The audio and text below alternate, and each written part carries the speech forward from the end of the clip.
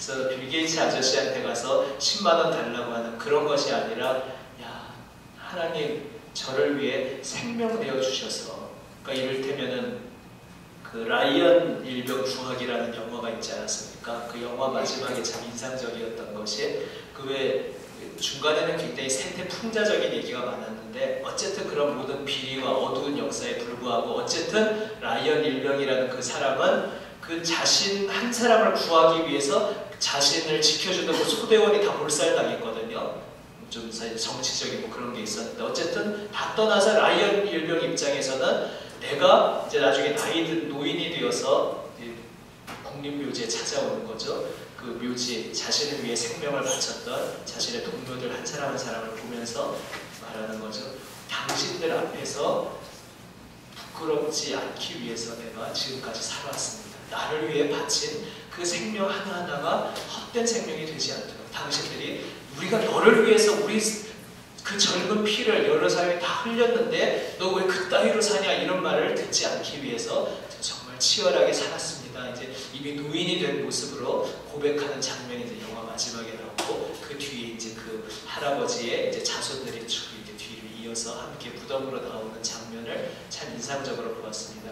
한 사람이 나를 위해 생명을 바쳤어도, 아, 내 인생 이제 함부로 살면 안 되겠구나, 숭고한 그런 옷깃을 여미는 마음이 들게 되는데, 하물며 만왕의 왕이신 우리 주 예수 그리스도께서 나를 위해 생명까지 내어주셨는데, 십자가에서 보혈 흘리시기까지 나에게 오시어서 나에게 새 생명을 주셨는데, 그렇다면 우리는 겸허하게 옷깃을 여미며 두렵고 떨림으로 그냥 넘쳐 흐르는 감격의 눈물 속에 감사한 인생을 살 수밖에 없다는 것이죠. 더군다나 그 예수님은 그냥 죽고 끝나신 것이 아니라 다시 부활하셔서 우리가 그런 값진 인생을 살 수 있도록 우리를 도우시는 분이라는 사실, 이것이 더욱더 우리에게는 감사하고 놀라운 일인 것입니다. 그래서 우리가 기도하러 나아갈 때도 주님, 이 기도의 응답은 예수님의 생명값으로 응답해 주시는 거군요. 이것을 우리가 기억하며 나아가야겠습니다. 우리가 누군가를 위해서 중보기도 할 수 있다는 것도, 주님, 우리를 위해 생명 내어주시고, 내가 지금 저 아무개를 위해 기도할 때 저 아무개를 위해서 생명 내어주신 주님께서 그 사람을 위해서 기도하고 계시죠. 그 기도에 저도 좀 함께 무임승차하겠습니다. 이제 이게 중보기도 사역이라는 것이죠. 그걸 제가 일전에 금요기도에서는 이런 그림으로 말씀드린 적이 있습니다. 기억하시죠? 예수님이 하나님 보좌 우편에서 한국식으로 방석을 깔고 기도하고 계십니다. 그런데 그 예수님의 방석 뒤에 보면은 또 다른 방석이 있는 것이죠. 전 인류적으로 표현하자면 그때 저는 방석이 끝없이 쫙 펼쳐져 있다고 그렇게 그림을 그릴 수도 있고요. 나 하나를 귀중한 동역자로 부르신다는 그림으로 상상하려면 그냥 예수님의 방석 옆에 또 다른 빈 방석이 하나 있다, 이렇게 표현할 수도 있겠습니다. 그 빈 방석, 누구를 위한 방석입니까? 바로 나를 위한 방석이라는 것이죠. 함께 기도하자. 내가 세상을 위하여 기도하고 있다. 내가 세상을 위해 생명 바쳤고, 이제 그 세상을 위해 기도함으로 그 십자가 속죄의 대속의 사역을 완성하고 있다. 이 대속의 사역을 통로 역할을 할 한 사람을 내가 찾고 있다. 내 곁에 와서 함께 앉아서 나의 기도에 동참하지 않겠느냐. 이렇게 영광스럽게 중보의 사역은 오직 세상을 위해 생명 내어주신 예수님만이 하실 수 있는 일인데, 그 중보의 사역을 하시면서 놀라운게도 그 중보 사역의 통로로 우리를 불러주시고 있다는 것입니다. 중보 기도의 유일한 합법적 권한을 가지신 그분이 우리에게 복사키를 나눠주시면서 너도 이 중보 기도에 동참하자. 내가 기도하고 있는 이 기도에 함께 동참함으로 세상을 살리는 나의 생명의 일에 함께 동참하자. 우리를 부르고 계십니다. 이것이 바로 중보기도 사역인 것입니다. 거기 넷째 줄, 다섯째 줄, 그는 지금 기도로 일하고 계신 것입니다. 그는 기도로 성도들을 도우시며 또한 온 세계를 통치하십니다. 질문 2번입니다. 요한복음 14장 12절에서 예수께서 그분의 제자들이 주님이 하신 일보다 더 큰 일을 할 수 있다고 말씀하실 수 있었던 그 근거는 무엇일까요? 요한복음 14장 12절 그 나눠드린 있습니다. 그렇죠? 아까 참 디모데전서 2장 5, 6절은 그냥 괄호 안에 있어서 안 읽고 지나갔는데 제가 한번 빨리 읽어보겠습니다. 하나님은 한 분이시요 또 하나님과 사람 사이에 중보자도 한 분이시니 곧 사람이신 그리스도 예수라. 이거를 읽을 때 이제 성경 전체 문맥 속에서 봐야 되니까 오해를 안 하시죠? 이것만 보면 그러니까 예수님은 하나님이 아니라 사람이란 뜻인가? 그게 아니라 누구나 예수님 사람인 거 압니다. 그렇죠? 오늘날 2000년 지난 우리의 입장에서 실감이 안 갈 수 있지만 당시에는 예수라는 한 인물은 분명히 사람이라는 건 너무나 당연한 거죠. 여기서 사람이신 예수라고 강조하는 것은 그 전제에 그분이 하나님이신데 라는 전제가 깔려있는 거죠. 그런데 오히려 반대로 갈까봐 그분이 하나님이라는 것만 생각하면 안 된다. 하나님이신 그분이 정말로 참 사람으로 사람인 척 오신 게 아니라 정말로 참 사람으로 오셔서 우리의 중보자가 되어주셨다. 이런 의미가 지금 디모데전서 2장 말씀인데요. 그 다음에 6절 그가 모든 사람을 위하여 자기를 대속물로 주셨으니 기약이 이르러 주신 증거니라. 바로 예수님이 우리의 중보자시고 그 중보자는 바로 대속물로 자신을 주셨다는 것과 연결되어 있음을 이 디모데전서 2장 5절 6절이 함께 표현하고 있습니다.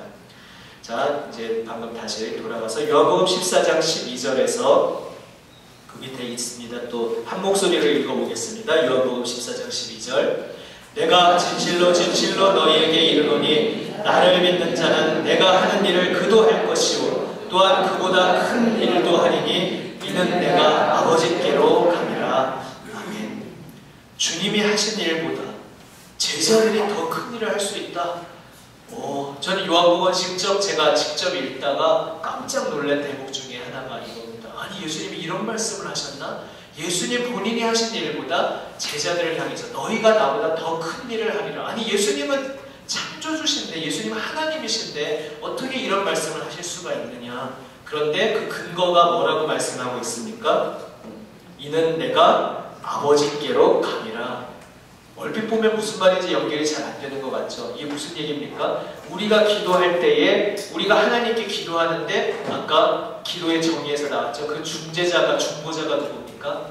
예수님이시죠. 그래서 우리를 사랑하시고 우리를 위하여 생명까지 내어주신 확실하게 생명 걸고 우리와 늘 함께 하시겠다고 약속해 주신 맹세해 주신 그분이 하나님 보좌 우편에 계시면서 우리 기도의 중재자가 되신다는 거죠. 이는 내가 아버지께로 가미라. 내가 아버지께로 돌아가서 아버지 우편에 있을 것이고 너희가 기도하는 그 모든 기도가 하나도 땅에 떨어지지 않고 하나님께 다 상달되도록 누가 중재하겠다? 내가 아버지 곁에서 다 책임져 줄 것이다. 그렇기 때문에 이제 너희는 나 예수의 이름으로 기도하고 무엇을 행할 때 하나님께서 나 예수의 이름을 통해서 그 모든 것을 응답해 주실 것이기에 예수님이 하신 일만큼 동등한 놀라운 생명의 능력의 일도 할 뿐만 아니라 이제는 예수님이 그것을 기뻐하시기 때문에 허락하시기 때문에 예수님은 짧은 생애를 사셨잖아요. 그렇죠? 그리고 인간으로 오셔서 제한된 육신으로 한 사람의 몸으로 사셨지만 이제는 예수님을 믿는 수많은 사람들이 지금 수천 년에 이르기까지 그 예수님을 따르고 있습니다. 그러니까 그 모든 우리가 교회 공동체적으로 예수님 혼자 사셨던 것보다 이제 예수님께서 하나님 보좌 우편에서 중보하시면서 이 교회를 통해서 훨씬 더 많은 일들, 놀라운 일들을 계속해서 펼치시겠다. 이렇게 겸손하게 또한 우리에게 큰 사명을 주시는 말씀을 하고 있는 것입니다. 그 박스 밑에 계속 읽습니다. 한번 여기다 한 목소리를 읽어보실까요? 오늘의 성도들은 시작. 오늘의 성도들은 우리를 위해 기도하고 계시는 주님을 의지하고 한편 주님과 함께 기도함으로 세계를 변화시키는 일에 동참할 수 있게 되었습니다. 주님은 주님만이 홀로 감당할 수 있는 중보기도자의 자리에 우리를 초청하시고 함께 기도하도록 초청하십니다. 왜냐하면 그분은 그분 자신의 사역을 우리에게 나누어 주기를 원하시기 때문입니다.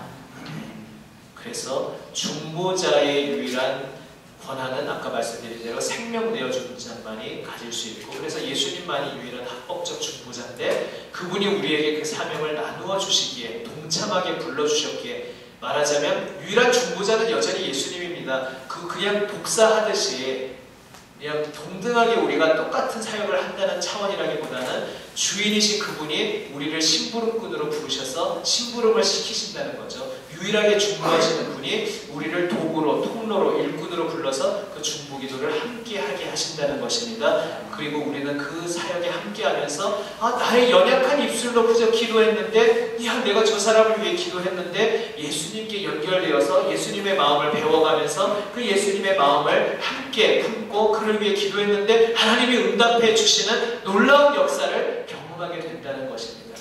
그것이 이제 잠시 후에 3번에 나올 텐데요. 자, 이제 1번 이 속도로 다 하면은 이제 끝이 안 나겠죠? 1번이 제일 중요한 것이었기 때문에 좀 많은 시간을 할애했습니다. 이것을 앞으로 우리 전체 7과 끝날 때까지도 지금 1번 나누었던 이 내용, 예수님이 우리를 위해 생명 내어 주셨기에 우리의 중보자가 되셨고 그분은 기꺼이 이제 우리를 그분의 사역자로 부르고 계신다. 심부름꾼으로 부르고 계신다. 이것을 꼭 기억하시기를 바랍니다.